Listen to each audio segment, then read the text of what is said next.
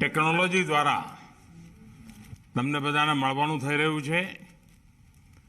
નવા વર્ષ આપનું ખૂબ સુખ શાંતિ અને સમૃદ્ધિવાળું જાય એવી સૌ ગુજરાતના મારા વાલા ભાઈઓ બહેનોને માટે હું प्रार्थना करूं છું.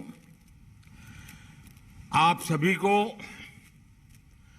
Arcelor Mittal Nippon steel India के हजीरा प्लांट का विस्तार होने पर बहुत बहुत बधाई. इस स्टील प्लांट के माध्यम से सिर्फ इन्वेस्टमेंट ही नहीं हो रहा है, बल्कि भविष्य के लिए नई संभावनाओं के अनेक द्वार भी खुल रहे हैं. 60,000 करोड़ से ज्यादा का निवेश गुजरात और देश के युवाओं के लिए रोजगार के अनेक अवसर बनाएगा. इस एक्सपांशन के बाद हजीरा स्टील प्लांट में क्रूड स्टील के उत्पादन की क्षमता 9 मिलियन टन से बढ़कर 15 मिलियन टन हो जाएगी. ये लक्ष्मी मित्तल जी को, भाई आदित्य को और उनकी पूरी टीम को बहुत बहुत बधाई देता हूं. साथियों, अमृत काल में प्रवेश कर चुका हमारा देश अब 2047 के विकसित भारत के लक्ष्यों की ओर बढ़ने को आतुर है. देश की इस विकास यात्रा में स्टील इंडस्ट्री की भूमिका और सशक्त होने वाली है, क्योंकि जब देश में स्टील सेक्टर मजबूत होता है तो इंफ्रास्ट्रक्चर सेक्टर मजबूत होता है. जब स्टील सेक्टर का विस्तार होता है तो रोड, रेलवे, एयरपोर्ट और बंदरगाह का विस्तार होता है. जब स्टील सेक्टर आगे बढ़ता है तो कंस्ट्रक्शन, ऑटोमोटिव सेक्टर में नए आयाम जुड़ जाते हैं.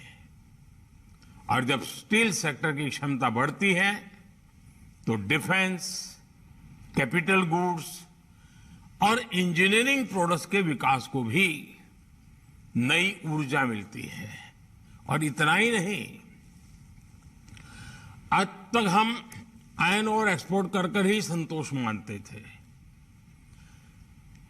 आर्थिक विकास के लिए हमारी जो भू संपदाएं हैं उसका वैल्यूएशन होना बहुत जरूरी है. और इस प्रकार के स्टील प्लांट के विस्तार के कारण हमारे आयरन ओर का सही इस्तेमाल हमारे देश में होगा. देश के नौजवानों को बहुत रोजगार मिलेंगे और विश्व बाजार में भारत का स्टील एक अपनी जगह भी बनाएगा. और मुझे बताया गया है कि ये सिर्फ प्लांट के विस्तार की ही बात नहीं है, बल्कि इसके साथ भारत में पूरी नई टेक्नोलॉजी भी आ रही है. ये नई टेक्नोलॉजी इलेक्ट्रिक व्हीकल के क्षेत्र में, ऑटोमोबाइल के क्षेत्र में, अन्य मैन्युफैक्चरिंग क्षेत्र में बहुत मदद करने वाली है. मुझे विश्वास है कि Arcelor Mittal Nippon steel India, उनका ये प्रोजेक्ट मेक इन इंडिया के विजन के लिए मील का पत्थर साबित होगा. ये स्टील सेक्टर में विकसित भारत और आत्मनिर्भर भारत के हमारे प्रयासों को नई ताकत देगा. साथियों, आज दुनिया हमारी तरफ बहुत उम्मीद से देख रही है.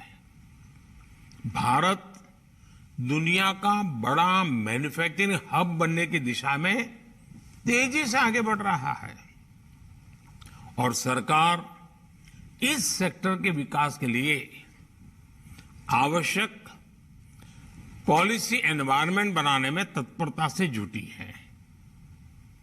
मैं गुजरात सरकार को भी बधाई देता हूं कि भूपेंद्र भाई पटेल के नेतृत्व में जो नई इंडस्ट्रियल पॉलिसी आई है वो भी गुजरात को मैन्युफैक्चरिंग हब बनाने की दिशा में बहुत ही दूरदृष्टि वाली वो पॉलिसी है।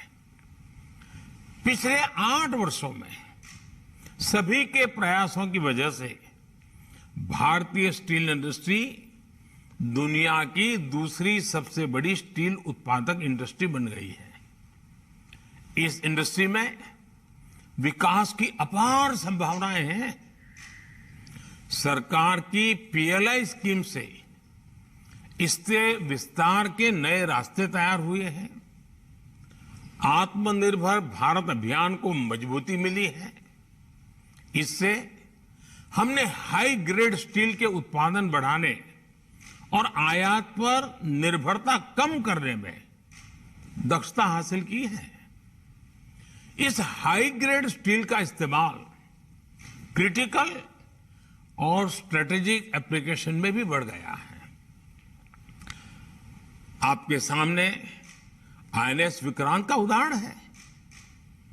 पहले हम एयरक्राफ्ट कैरियर में इस्तेमाल होने वाली स्टील के लिए दूसरे देशों पर निर्भर थे। देश की सुरक्षा को मजबूत बनाने के लिए हमें दूसरे देशों की मंजूरी की दरकार होती थी। ये स्थिति ठीक नहीं थी। इसे बदलने के लिए हमें आत्मनिर्भर बनने की जरूरत थी और भारतीय स्टील इंडस्ट्री ने नई ऊर्जा के साथ इस चुनौती को स्वीकार किया। इसके बाद डीआरडीओ के वैज्ञानिकों ने एयरक्राफ्ट कैरियर में इस्तेमाल होने वाले खास स्टील को विकसित किया। भारतीय कंपनियों ने हजारों मीट्रिक टन स्टील को प्रोड्यूस किया और आईएनएस विक्रांत पूरी तरह से स्वदेशी सामर्थ्य और तकनीक से तैयार हो गया। ऐसे ही सामर्थ्य को बढ़ावा देने के लिए देश ने अब क्रूड स्टील की उत्पादन क्षमता को 2 गुना करने का लक्ष्य तय किया है। अभी हम 154 मिलियन टन क्रूड स्टील का उत्पादन करते हैं।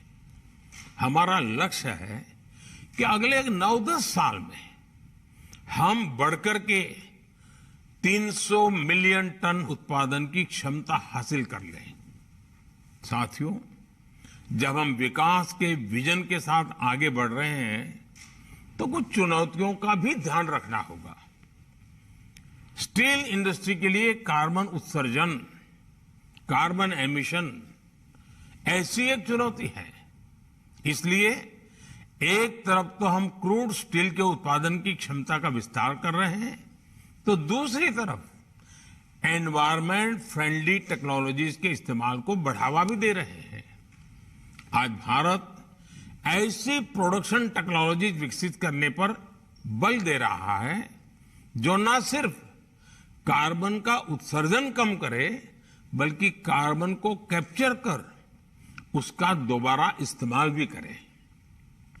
देश में सर्कुलर इकोनॉमी को भी बढ़ावा दिया जा रहा है। सरकार और प्राइवेट सेक्टर मिलकर इस दिशा में काम कर रहे हैं।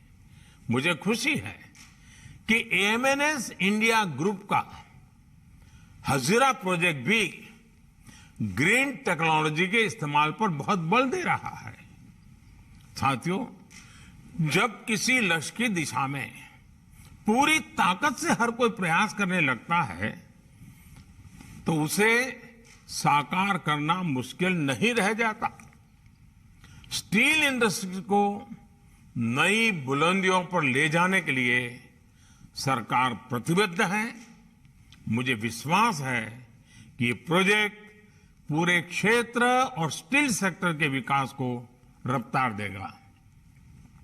मैं एक बार फिर एएमएनएस इंडिया की टीम को बहुत बहुत बधाई देता हूं, अनेक अनेक शुभकामनाएं देता हूं।